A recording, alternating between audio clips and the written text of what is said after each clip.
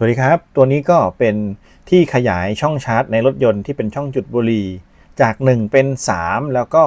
มีช่อง USB-C ด้วยมี USB-A ด้วยมีสวิตช์ด้วยทุกช่องเลยนะครับใช้ดีมากตัวนี้สามารถที่จะโชว์โวลต์ได้ด้วยนะผมมีระบบจำลองผมก็จะเอามาจำลองให้ชมคร่าวๆนะครับตัวนี้น่าใช้มากผมเห็นแล้วรู้สึกว่าอยากได้มาใช้งานกับรถคันใหม่นะครับสังเกตดู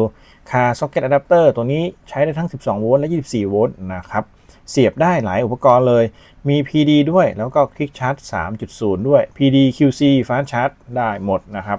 ตัวนี้ก็เป็นโมเดล C28 นะครับเข้าใจว่าเป็น OEM นะไม่ได้ตีแบรนด์ชัดเจนเท่าไหร่นะครับสเปคก็ตามนี้ช่อง Output USB 2 สามารถที่จะจ่ายได้สูงสุด5โวลต์ 3.4 แอมป์นะครับแล้วก็ USB 1 ที่เป็น Quick Charge สามารถที่จะจ่ายได้12โวลต์ 1.5 แอมป์ USB-C PD ก็จ่ายได้ Max 5โวลต์ 3.4 แอมป์นะครับซึ่ง12โวลต์ 2.5 แอมป์ก็ประมาณ12เป็น24 30 วัตต์เลยนะครับช่อง Type C สามารถจ่ายได้30 วัตต์นะถือว่ารวมๆกันแล้ว127 วัตต์แม็กสุดนะครับก็ถือว่าน่าใช้มากๆที่สำคัญจุดที่ผมเห็นแล้วอยากใช้เลยก็คือมีแจ้งโวลต์ของไฟแบตเตอรี่ด้วยนะครับแล้วก็ตรงนี้จะมีสวิตช์เปิดปิดทุกช่องเลย3ช่องที่เป็นช่องจุดบุหรี่นะครับแล้วก็ด้านข้างที่เป็น USB-A ตัวนี้เป็นชาร์จธรรมดาตัวนี้เป็น Quick Charge 3.0 แล้วก็ตัวนี้เป็น PD Power Delivery นะครับมีทั้งหมด3ช่องใหญ่แล้วก็มี USB-A อีก3 USB-C 1 มีสวิตช์เปิดปิดพวก USB ด้วยนะครับจุดสำคัญที่โดดเด่นสุดๆก็คือเรื่องฟิลนะครับเขาจะมีฟิลกันไฟช็อตมาให้ถ้าไฟช็อตฟิลตัวนี้จะขาดก่อนที่ฟิลของรถยนต์จะขาดผมคิดว่าเขาออกแบบมาเพื่อสิ่งนี้ครับเยี่ยมเลยนะครับแล้วก็ด้านหลังสเปคก็ตามนี้นะลองหยุดคลิปชมได้เลยนะครับ Made in China 127 วัตต์แม็กนะครับแล้วก็ในกล่องเขามีคู่มือแล้วก็มีฟิลแถมมาให้นะครับฟิลตัวนี้เป็นฟิล15 แอมป์นะตัวนี้ก็เป็นฟิลรถยนต์มาตรฐานนี่แหละ15 แอมป์นะครับ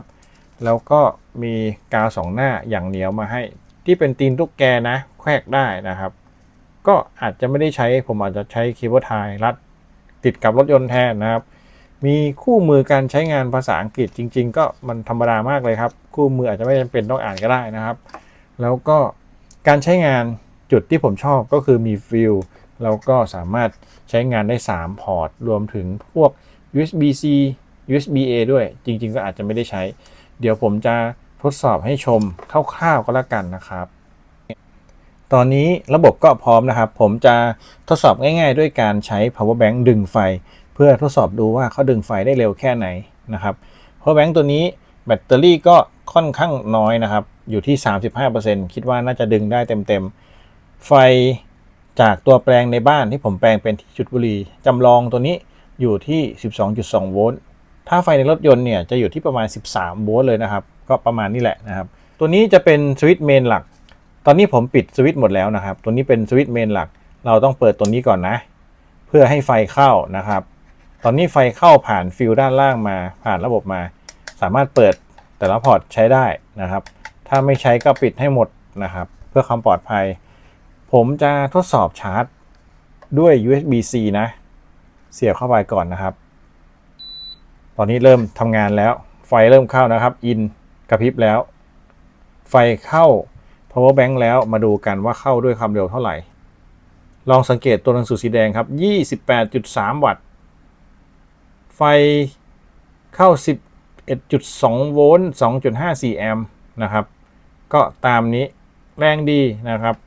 พอร์ตตัวเนี้ยถือว่าแรงมากๆใช้ได้นะครับเกือบจะ30 วัตต์เลยคราวนี้ทดสอบดึงไฟจาก USB-A Quick Charge 3.0 นะครับโอเคดึงไฟแล้วนะตอนนี้ไฟก็กำลังเข้า power bank นะครับ 11.2 โวลต์ 1.58 แอมป์กำลังไฟอยู่ที่ประมาณ18 วัตต์ครับ Quick Charge 3.0 ได้เร็ว18 วัตต์ส่วน Power Delivery 28 วัตต์นะครับเมื่อสักครู่อีกฝั่งหนึ่ง ฝั่งด้านนี้จะเป็นพอร์ตสีดำหมดเลยพอร์ตสีดำอยู่ที่ประมาณ5 โวลต์เหมือนไฟยังไม่เข้าโอเคเริ่มเข้าแล้วครับอยู่ที่ประมาณ7 วัตต์นะครับ7 วัตต์ในการดึงดูเหมือนว่าตัวเนี้ยเขาจะชาร์จธรรมดานะครับชาร์จช้าฝั่งทางนี้สีดำประมาณ 7-8 วัตต์เท่านั้นเองนะครับประมาณ5 โวลต์ตอนนี้ก็กำลังวิ่งขึ้นอยู่ที่เฉียด8 วัตต์ครับ